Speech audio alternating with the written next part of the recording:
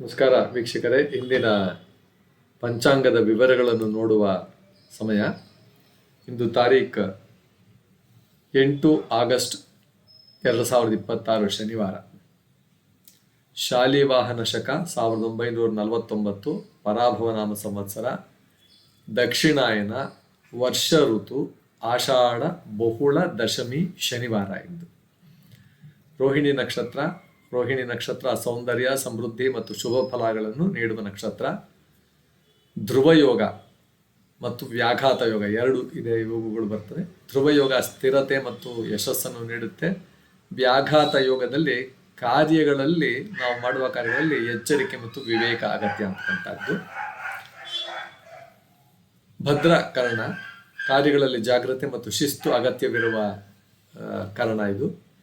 ಸೌರಮಾನದ ಕಟಕ ಮಾಸದಲ್ಲಿ 23ನೇ ದಿನ. ರಾಹುಕಾಲ ಬೆಳಿಗ್ಗೆ 9ರಿಂದ 10 ತನಕ ಇರುತ್ತೆ ಸರಿಸುಮಾರು. ಇಂದಿನ ವಿಶೇಷತೆ ಏನಂದ್ರೆ ಹಿರಿಯ ನಾಗರಿಕರ ದಿನ. ಇದು ಹಿರಿಯ ನಾಗರಿಕರು ಕುಟುಂಬ ಮತ್ತು ಸಮಾಜದ ಅನುಭವದ ಭಂಡಾರ ಅಂತ ಹೇಳ್ಬೋದು.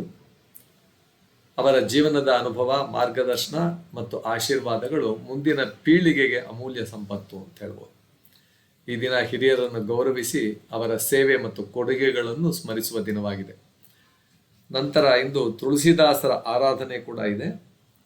ಶ್ರೀ ತುಳಸಿದಾಸರು ಮಹಾನ್ ಭಕ್ತ, ರಾಮನ ಭಕ್ತ, ಹನುಮಂತನ ಭಕ್ತ, ಕವಿ ಹಾಗೂ ಶ್ರೀ ರಾಮಚರಿತಮಾನಸ ಕೃತಿಯ ರಚನೆಕಾರರು.